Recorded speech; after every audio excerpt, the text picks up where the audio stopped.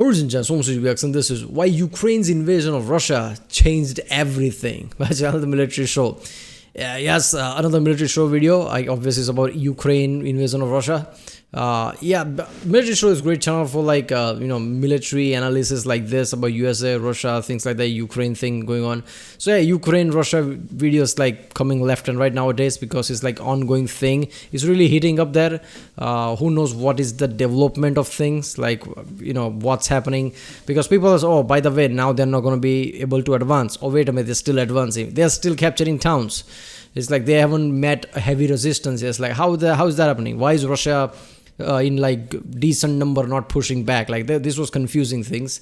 Does Russia have like grander plan there, or like they're caught off guard so badly that they can't just suddenly muster up troops? Or the places Ukraine capture is like so strategically, geographically placed, it's not just easy to like try to capture them back or like meeting the resistance. Who knows, right? But sooner or later we're going to hear about Russian forces like trying to counter Ukraine in large forces or something. But as far as I know, that hasn't happened yet, right? For whatever reason. So yeah, this is going to be interesting video. Yeah, it's been a big deal, right? Because Russia is a major country, and in post-World War II, major nuclear powers have never been invaded, right?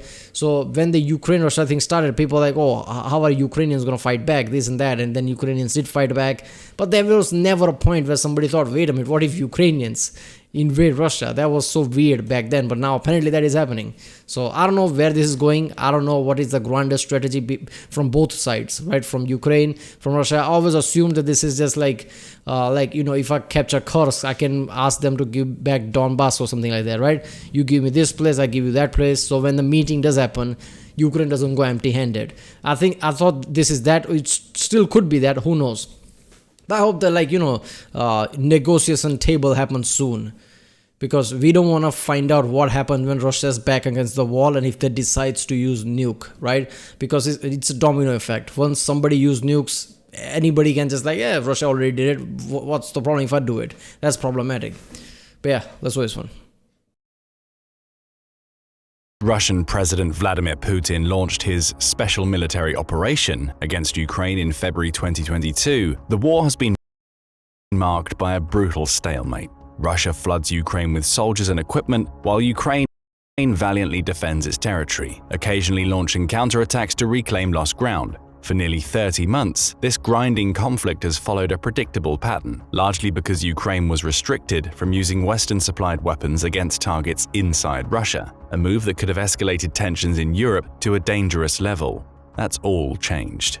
In a dramatic shift, US President Joe Biden, backed by other NATO allies like the UK, has given Ukraine the green light to strike back directly on Russian soil. This bold decision shatters the so-called red line that had held Ukraine back, and it's setting the stage for a turning point in the war.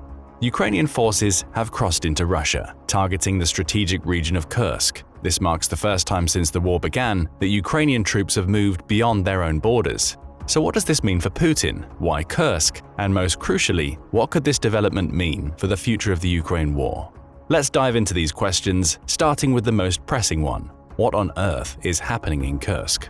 On August 6, 2024, Ukraine broke through the thin Russian line of defenses separating Ukraine from Kursk, allowing its soldiers to enter Russian territory for the first time. This breakthrough went underreported on the day that it happened, possibly because media outlets were taking a wait-and-see approach under the assumption that Russia would quickly push the Ukrainian forces back. That isn't what happened. A day later, The Guardian was among the first to properly report on the incursion. That is a surprising part though, right? Because I've said this in the past, I'm not from Ukrainian side or I'm not from the Russian side. Either way, I'm in the side of no war, right? Any war, anywhere, any place hurts innocent lives, right? But I was surprised that Russia didn't fight back, because that's the image you think of. Like if somebody invades Russia, surely they would fight back instantly to protect their image. Somehow that didn't happen. I don't know what the detail behind that is. Why would they do that? Like, maybe the situation is that bad that they can't just like remove people from Donbass and like southern Ukraine type of place. Or maybe they were so caught off guard, nobody could do anything. Who the hell knows, right? But that was something like, this is like a major historical event. This will go in history as a major historical event. Not just because of the invasion of Russia, but because of the response as well. Like Russia didn't immediately respond.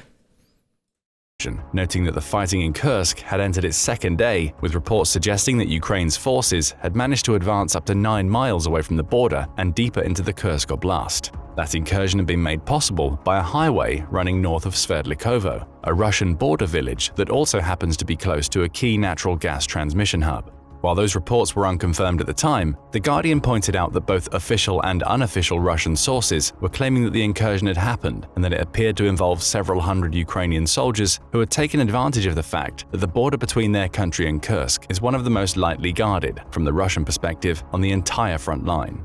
Russia was quick to claim that it had already neutralized the incursion. Its defense ministry claimed the incursion was neutralized on the day that it happened, only to backpedal by the time The Guardian released its report to claim that it was ongoing as of lunchtime on August 7th. Russia also provided details on what it had done to counter the offensive. It says using missile strikes and artillery, it destroyed 50 armored vehicles and inflicted 260 casualties on the Ukrainian forces. Ukraine remained tight-lipped about the entire operation. On August 8th, several other media outlets picked up on the story. These included Le Monde, a French news website, which claimed that Ukraine had actually sent 1,000 troops into Kursk, rather than the previously reported several hundred. It also reported more details on what Ukraine did once it crossed the Russian border. Backed by more than 2,000 soldiers that stayed on the Ukrainian side, defending their position and perhaps preparing to follow the initial 1,000 into Kursk, Ukraine crossed the border with 10 tanks and 20 armored vehicles. That immediately casts aspersions on Russia's claims to have destroyed 50 armored vehicles, showcasing just how difficult it is to ascertain full details of what's happened so far. Once Ukraine crossed the border, Russia declared a state of emergency in Kursk as soldiers advanced on several localities, including a small town named Sudza. These localities were bombarded with Ukrainian missiles and drones, reportedly causing at least 5 deaths and over 30 injuries. Furthermore, the August 6th incursion had resulted in fighting breaking out in Oleshnya and Goncharivka, both in the Kursk Oblast, with Russian soldiers in the latter region supposedly being surrounded and captured by Ukrainian forces.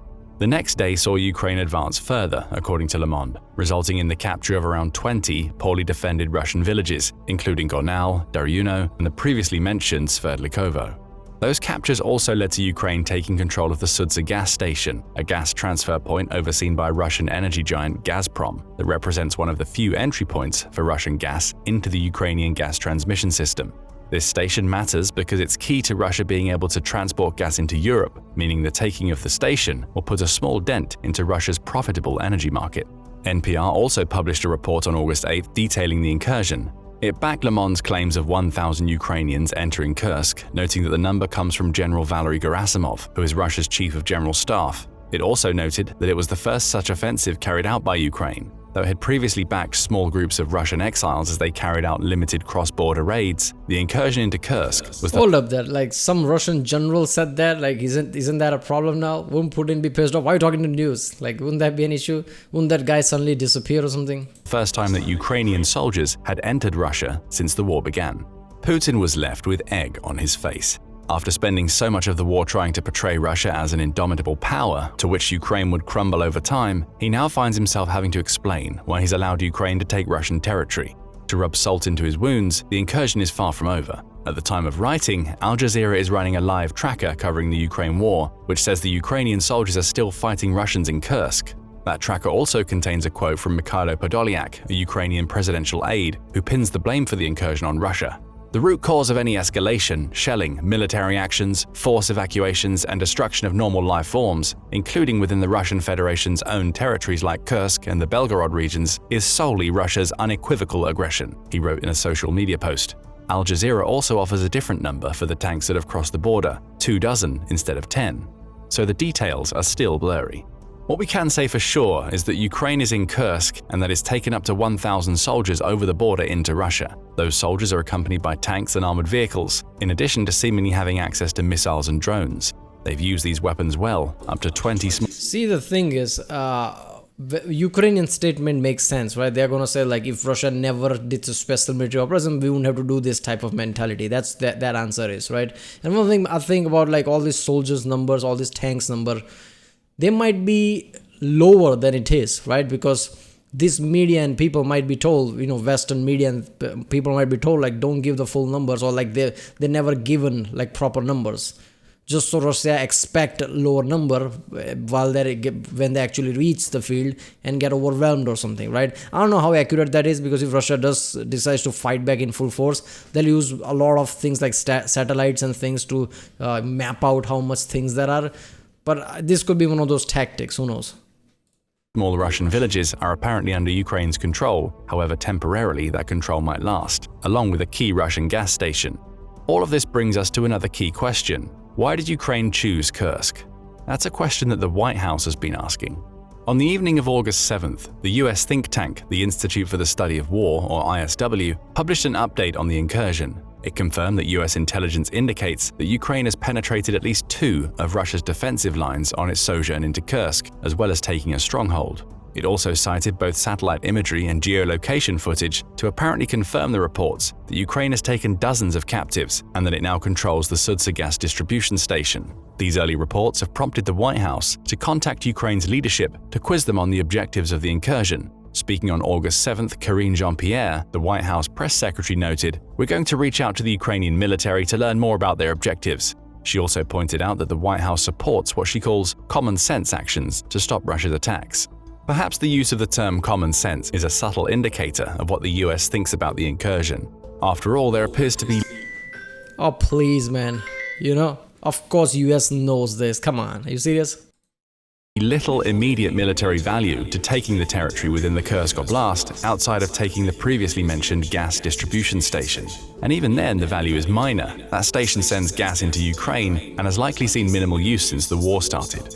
Digging deeper into Kursk itself further demonstrates how it appears to hold minimal strategic value. Though the oblast covers 11,582 square miles, it only contains 1.061 million people, meaning it's far from one of Russia's major populations. What the hell? Mic is on. I don't. Population is not the point, right? It's about strategic value of things and just like controlling an oblast. That's the point. But while in Russia, like most of the Russia is empty, it's one of the the largest place there is, like very few people compared to it, right? So yeah, density is not going to be that good, obviously. But yeah, the point is like capturing a capturing an oblast, basically state. That's the main thing. Population centers. You could argue that its hilly surface and multiple ravines could provide some tactical advantage to Ukraine, assuming it wishes to use Kursk as the launching point for further incursions into Russia, but that seems unlikely. A force of 1,000 isn't what a country sends when it intends to take over an entire oblast. Kursk is a center for agriculture. 1,000 feels like not a right number, because so far the numbers have been ridiculous, right? 1 million soldiers from Russia, probably a million or close to it from Ukraine. That's how much numbers have been used in this Ukraine special military operation. 1,000 soldiers to control Kursk feels like weird. I don't think that's the number. And if that's the number, like, come on, man, Russia can send 2,000 or 3,000 troops. You don't have that. You send 1 million troops into Ukraine. You can't find 3,000 to take back your thing, right? I don't know, send 5,000 just to be safe. You can't have that. Come on. So 1,000 feels like a small number. I don't think that's the case. Number must have been higher than that. With farms covering around 77% of its territory and mostly growing sugar beets and wheat, with some fodder crops thrown in for good measure. But again, that's nowhere near enough value to justify an incursion through which Ukraine intends to permanently hold the territory it's captured. Which brings us back to the question, what is Ukraine's goal as it moves deeper into Kursk? The answers don't necessarily have to do with Kursk itself, with the oblast simply being the most convenient available to allow Ukraine to achieve its objectives. Rather, as the BBC explains, the goal may be an entirely different piece of territory, Donetsk.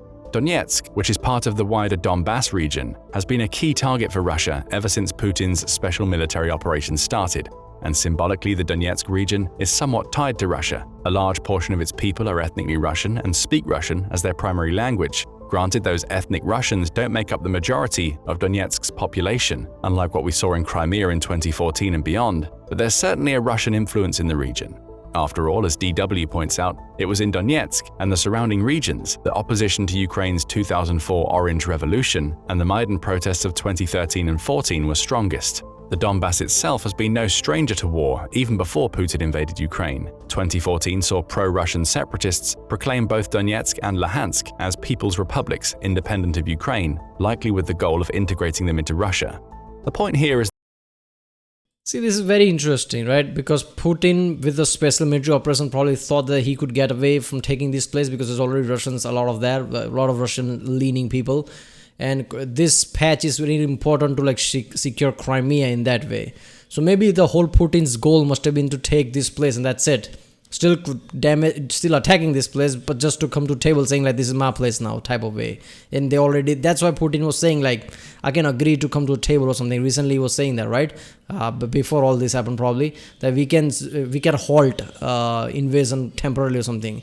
Basically temporarily becomes like permanent, and these places are now like Russia controlled or something. At least Russia controlled, if not fully integrated into Russia type of. Maybe that's what he wanted from the start, right?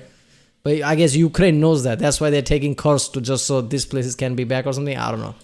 Is that Donetsk offers symbolic importance to Russia. With that symbolic importance comes a continued push to take the region since the beginning of the war. That's why Russia has committed so many soldiers to Donetsk. Tens of thousands of Russian troops have been poured into the region, with Russia also focusing on developing a nearly impenetrable front line through which it pushes against increasingly weakening Ukrainian resistance. Glide bombs pepper Donetsk daily, with the taking of Donetsk setting the stage for Russia's later successes in overtaking the fortress towns of Avdiivka and Bakhmut. In short, Russia is dedicating a ton of its resources to Donbass and Donetsk in particular, which makes what's happening in Donetsk all the more interesting since Ukraine entered Kursk. Speaking to the BBC, a military analyst named Mikhailo Zhirokov points out that Russia has been forced to redeploy some of the soldiers it had stationed in Donetsk following the Kursk invasion. If you look at the official reports, he claims, there were significantly fewer Russian glide bombs dropped in the Donetsk area. That means the aircraft which carry them are now elsewhere in Russia. Elsewhere is likely Kursk. Ukraine's Kursk incursion has been a success in terms of pulling Russian forces away from a region in which they were previously. But that's the thing. Have they used those planes? Like, I don't think that I've even heard of like any major conflict between Russia or something, even involving planes or something. So far, small teams of Russians are giving up because what are they going to do? Fight back against like overwhelming army or whatever that's coming to us, because there are no Russian army there.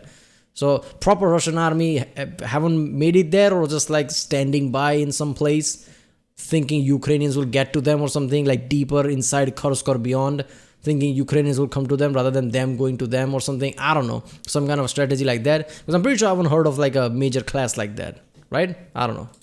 Focused. That may have been the goal all along. Throughout the course of the Ukraine war, Russia has succeeded in focusing the brunt of the fighting in areas in which it wants to take. That's logical. As the invading force, Russia essentially forces Ukraine to react by sending troops to whichever areas on which it focuses. This natural ebb and flow of the war has resulted in Russia leaving scant defenses across some areas of the front line it shares with Ukraine. The northeastern borders, which Ukraine crossed to enter Kursk, were some of the most minimally defended of all. So what we're likely seeing with the Kursk incursion is Ukraine forcing Russia to divert troops away from regions that Russia considers a priority. In creating those diversions, Ukraine weakens the Russian front lines in Donetsk, perhaps opening the door for counterattacks against Russia's offensives. If nothing else, the diversions offer a reprieve to Ukrainian soldiers near Donetsk, who are being bombarded by Russia's glide bombs, giving them time to regroup and reorganize their defenses. Ukraine is essentially keeping Russia honest. It's forcing Putin to realize that he can't be complacent when it comes to taking on Ukraine. Any weakness he displays, such as not reinforcing the front lines near Kursk, can be exploited by Ukraine and used against him. That brings us to a secondary reason why Ukraine may have moved into Kursk. Ukraine is showing that it, along with many of its supporters, is unafraid of crossing a red line. We touched on this earlier when we talked about how several Western nations are allowing Ukraine to use their weapons to attack Russia in its own territory. Perhaps the Kursk incursion is an extension of that. Ukraine will not only fire missiles behind the front lines, but it will actively take Russian territory to show Putin that it's just as capable of invading and fighting within Russia as Russia is of invading Ukraine. Interestingly, Ukraine may even have a modicum of support from the US with this incursion. Though the US is still seeking answers from Ukraine, as we mentioned earlier, the White House also pointed out that the restrictions the US has in place for the use of its weapons in Russia's territory haven't changed. Tellingly, White House spokesman John Kirby went on to say that the Kursk incursion was not a violation of our policy. So the US is looking for common-sense answers, but Ukraine's actions are very unlikely to cause any tensions between it and its most powerful Western ally. So we have two potential reasons for the Kursk incursion so far. Ukraine has used it to stretch Russia's forces along the front lines, potentially relieving pressure in Donetsk. And also it may be using the incursion to showcase just how far it and its Western allies are now willing to step over the red lines that previously prevented Ukraine from doing anything but defend itself against Putin's special military operation. But there's another reason why Ukraine may have chosen now to take territory in Kursk: negotiations. In May 2024, reports started surfacing about Putin being ready to end the Ukraine war through a negotiated ceasefire that would recognize the front lines at the time. From that ceasefire, Russia would enter deeper negotiations that would likely see it try to claim the Ukrainian territory it controlled at the time. That would have seen it essentially take much of the Donbass, including Luhansk and Donetsk, as well as southern regions such as Mariupol. In other words, Russia had a powerful negotiating position. No matter how faltering its invasion of Ukraine may have been, it had still successfully. See, that's what I mean, right? Russia probably wanted those territory only anyway. I mean, controlling a whole country is not a joke, right? I mean, if Russia suddenly decides to take over whole Ukraine and now, okay, Ukraine is part of Russia now, like that could send them into even more debt, right? It's one thing to invade a country, take it over, and one thing to actually run it, right? Even Iraq was too much for USA, right, at the time. So I think their whole goal was to basically capture this territory and like expand Crimea, expand the Crimeans like port, which is like really important for anybody, including Russia. Russia captured that in 2012, obviously, and now increasing territory around it to create a safe zone. This was probably their target all along, right? So that's why they are like ready to negotiate now. And like I said, like temporary ceasefire becomes permanent ceasefire, and basically this territory is ours type of way. Successfully taken territory and was now ready to end the war, claiming that territory permanently. Reuters noted that several sources inside the Kremlin believe Putin was ready to push for these negotiations. One of the 5 it spoke to claimed, Putin can fight for as long as it takes, but Putin is also ready for a ceasefire to freeze the war. Putin himself had practically said as much during a May press conference he held in Belarus, in which he said, "Let them resume," when talking about the possibility of negotiations opening. However, that resumption could only happen if the negotiations were based on the realities on the ground. Ukraine would have to cede territory for Russia to stop, and worst of all, Ukraine had no leverage that it could bring to the negotiating table. With the taking of around 20 villages and a key gas distribution system in Kursk, Ukraine now has leverage. It's possible that Ukraine has taken this territory intending to hold it for the long term. If that's the case, we'll see more troops funneling into Kursk in the coming days. Remember that Ukraine sent an extra 2,000 to support the 1,000 who entered, and more territory taken. Should Russia and Ukraine enter negotiations while Ukraine still controls this territory, it finally has some leverage to bring to ceasefire talk. Ukraine's President Volodymyr Zelensky could tell Putin that he would be willing to trade the territory in Kursk for some of the Ukrainian territory Russia has taken. Whether that approach would work, or if Russia would be willing to enter negotiations when Ukraine controls some of its territory, remains to be seen. Which brings us to the final big question. But the problem here is, we don't know what kind of a cold answer Putin would have, right? We don't know. We don't know how strong-minded Putin is, right? If Kursk is not that strategically important to Russia, and Russia might say, you want to have Kursk, I'm not giving you back Donbass because strategically that's more important to me. What would Ukraine do then? Okay, that's just like a shock answer directly, right? They might be hoping to do something and they're like, no, I'm not giving you nothing from South Ukraine now, right? That's ours. You want to have Kursk? Go ahead, have Kursk. That would be an insane thing, right? We'll ask in this video, what comes next? Russia's response, for one thing. In the immediate aftermath of the Kursk invasion, the oblast's regional governor, Alexei Smirnov, declared a state of emergency. He claimed the move was necessary to eliminate the consequences of enemy forces coming into the region. Air alerts were issued over Kursk, with Russia scrambling fighter jets, which the BBC says were filmed flying low to the ground over the region on the hunt for Ukrainian soldiers. This footage lends credence to Mikhailo Zhrokov's claims that Russia was diverting fighter jets from the Donetsk region to handle its Kursk crisis. Meanwhile, Ukrainian politicians have found themselves just as curious about the reasons behind the incursion as everybody else. Speaking on Facebook, Alexei Honcharenko, a member of Ukraine's parliament, claimed the attacks has led to the taking of territory before adding that he didn't know what the plan was. However, he claimed it would show Europeans and Americans that Russia can and needs to be attacked. Again, the message here is to support Ukraine in crossing even more red lines. Yeah, I think Parliament, Congress in general, usually doesn't enter the military strategy element, right? That's the public sector right there. They would depending on which country it is and how the democracy works there, they have power to ask somebody to come in and explain themselves type of way, but they won't be in the loop, right? President would be in the loop. That's the whole thing of the president, right? And so would be the military generals and things. So it makes sense. After all, this is the first time since World War II that any Russian territory has been occupied by an opposing force. And as Honcharенko points out, Putin did not turn to nukes and so on, meaning Ukraine is showing the world that the world should not be scared of escalation or the reaction of Putin. Another humiliation for Putin. Despite all of the threats he's made during the war, which have included threats of deploying tactical nuclear weapons, red line after red line has now been crossed. Now he has Ukrainian troops in his territory and he hasn't followed through on any of his threats.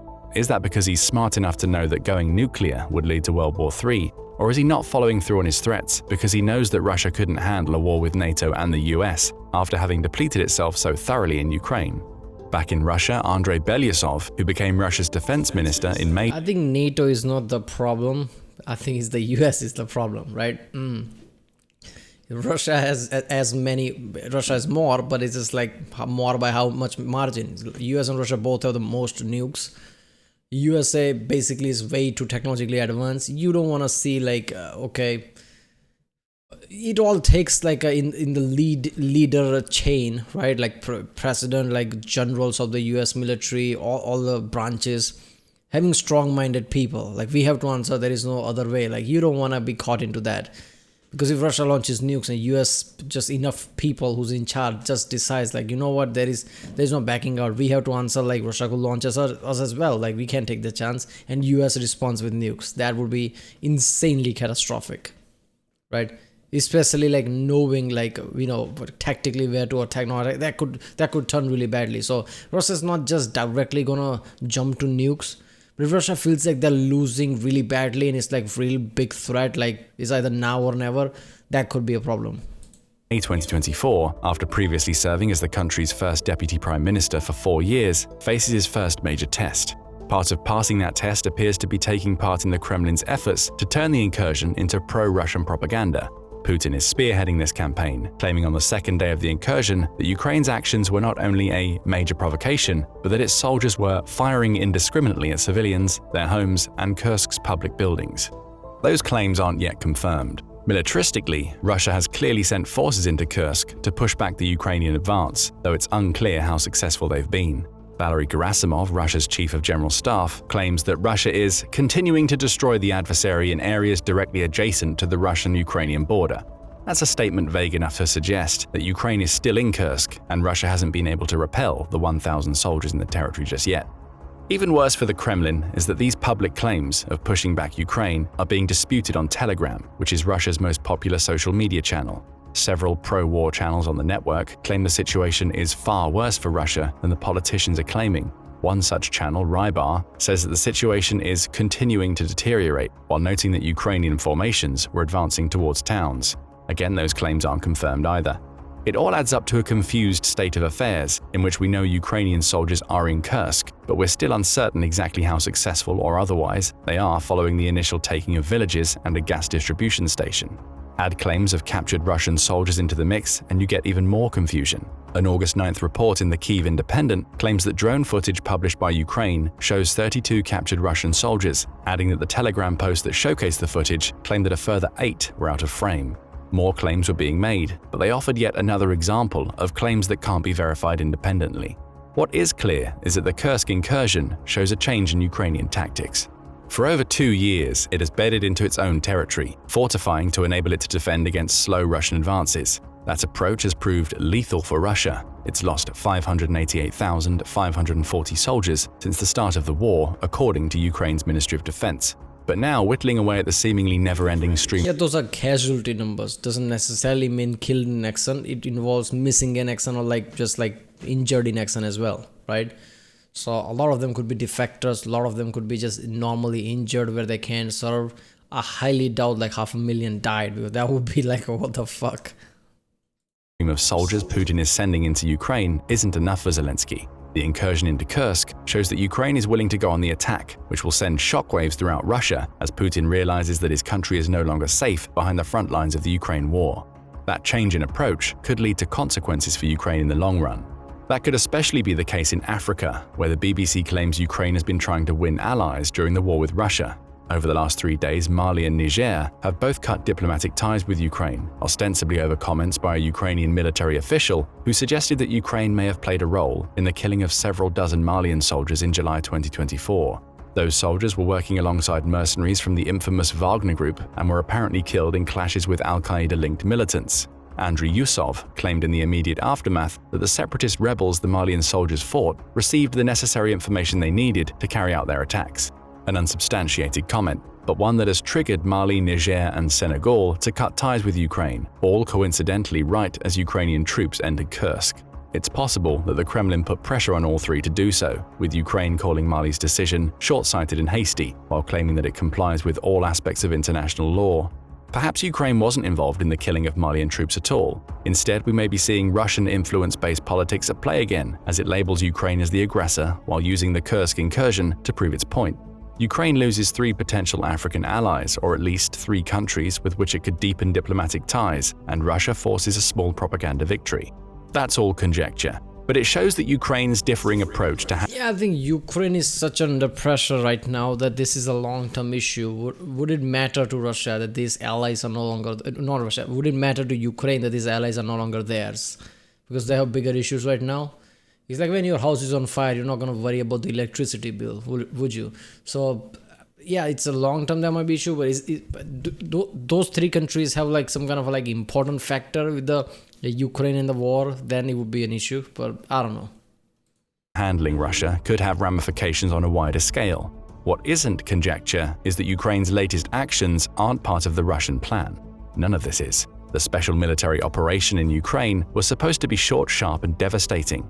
Now Russia is bogged down in a protracted war that has not only cost it hundreds of thousands of soldiers and huge amounts of military equipment, but is now seeing it lose territory to a country that it's trying to conquer. The plan is failing. And with that, we'll ask you what you think about Ukraine's incursion into Kursk. Is this the start of a new approach that will...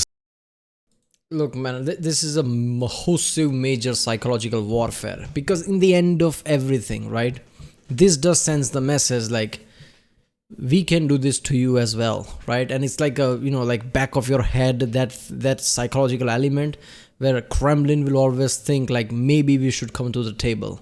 Right? Because in any scenario, if you're overwhelming force trying to invade a country and somehow that country invades you, that's a message like, maybe we don't know everything we wanted to know about this. Maybe we want, we haven't thought everything through, right? Even if you have the numbers, like even if you think like, okay, by the way, we have all the numbers, we have like more military support now, we are wartime economy, we have way too many artillery rounds, we can attack Ukraine again.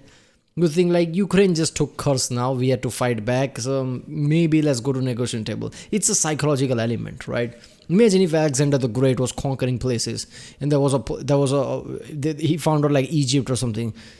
He tried to conquer it, couldn't, there was a stall, and then now Egypt tried to like took over Alexander the Great's territories, Greece and whatever, right? He would have like a mentality, maybe let's just talk with Egypt and like move somewhere else type of way. There's always a psychological element. So I think this was much more symbolic than anything else. But yeah, I don't know. I think, Russia don't want to conquer more than what they already have. I think this is what I think. This is their goal from the start. And now I think Putin will just like force about that, right? Like, let's go to negotiation table, pause the invasion, or even if like come to the peacetime, but give me Donetsk and Donbass and places like that, right? That gives breathing room to Crimea basically, and like a places that is like pro-Russian as well. So maybe that was his goal all along. But because of Kursk, I don't know where that goes, right? I highly doubt, like Ukraine would settle with giving away some places. Ukraine would just like fight for it. We have Kursk, give back all our places, we'll give back Kursk type of way. I don't think that's gonna work. I mean, it could be that maybe some places Ukraine decides to let go, while some Donetsk or something they get back and like give back Kursk or something. But I don't know if Ukrainian would be ready for that. Ukrainian have lost so much devastation, and in the end, ending with peace deal where you have to give away places, I don't think that would sit well with the people, right? So I don't know where this is going. There's like too much things that's gone away, right? The negotiation is going to be really hard. I don't know. Right, well, if you like my next video, subscribe, and I'll see you next time.